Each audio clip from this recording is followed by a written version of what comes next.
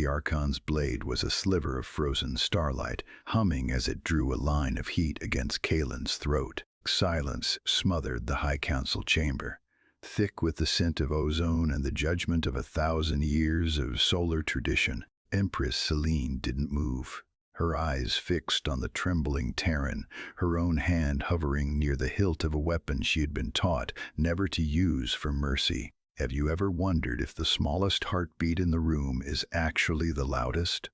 If you're ready to see how a myth dies, subscribe and stay for the fallout. We're just getting started. 4 months earlier, the hardest decision Kalen Vance had faced was whether to skip breakfast before his shift at the London Orbital Gate. It was a mundane life of scanning cargo manifests and dodging the occasional rowdy freighter pilot, a far cry from the violet-hued gravity of Ethelgard. The summons had arrived on a Tuesday, embossed with the gold-leaf sun of the solar Ascendance. Kalen sat in a dimly lit bar with Eris, the condensation from his glass soaking into the wood. He looked at the paper as if it were a death warrant. "They want me in the honor guard at the Spire of Dawn," he'd whispered.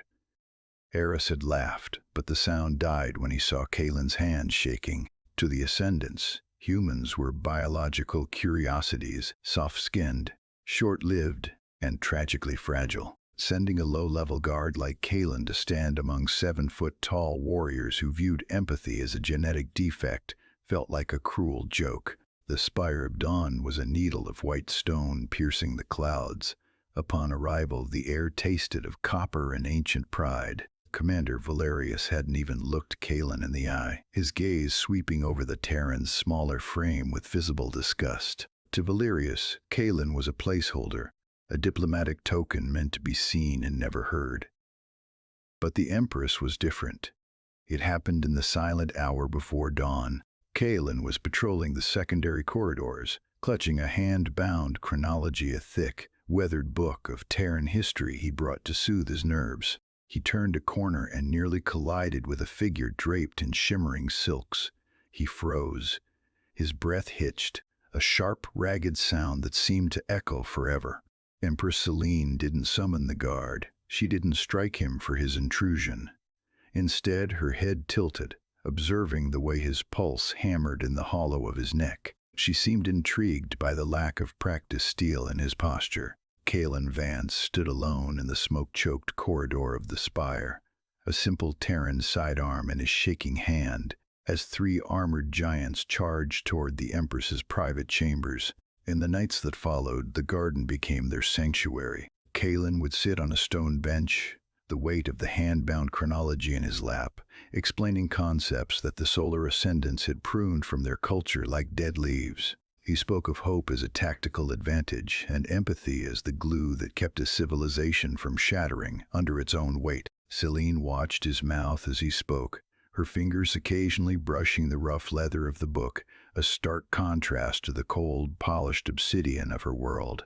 "You speak of weakness as if it were a choice," she'd said once, her voice a low vibration in the violet twilight.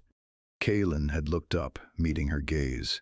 "It isn't a choice, Your Majesty. It's a requirement for being whole." The air between them changed then, a pull more powerful than Edelgard's heavy gravity. But that peace was a thin glass skin. Archon Krill's shadow eventually lengthened over them, his discovery of their bond acting as the spark for a coup that had been smoldering in the dark for years. When the first explosion rocked the spire, Kalen didn't reach for a blade. He reached for the ship's environmental controls. He knew the solar warriors relied on a specific atmospheric mix to maintain their peak physical output, a biological optimization that made them gods in a vacuum but vulnerable to chemistry. Beneath the observation deck, the ventilation fans groaned. Kalen bypassed the safety interlocks, flooding the throne room with a nitrogen-rich human mix. It was harmless to him, but to the conspirators it was like breathing through silk. They slowed, their movements turning sluggish and clumsy. As Krell lunged, his strength failing him, Kalen used a simple Terran leverage throw, sending the giant crashing into the decorative supports of the ceiling. A thunderous crack. Then the sky fell.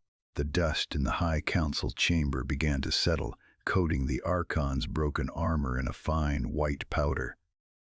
Kalen stood over him, his chest heaving, his Terran sidearm cool against his palm. The blade at his throat was gone.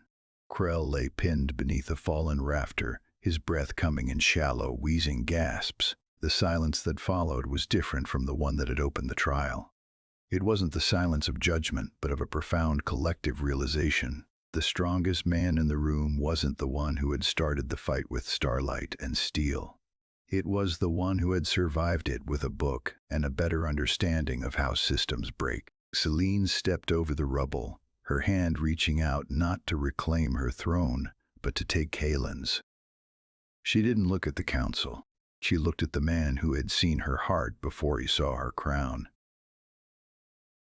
The laws of our ancestors were built on the fear of being small, she said, her voice carrying through the ruined hall. But it took someone small to show us how to be great.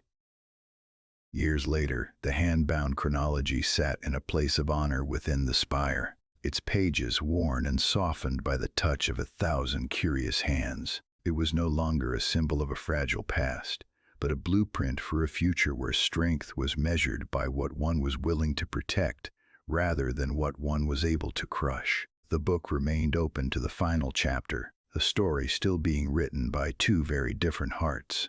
Do you think a civilization is defined more by the weapons it builds or the stories it chooses to save?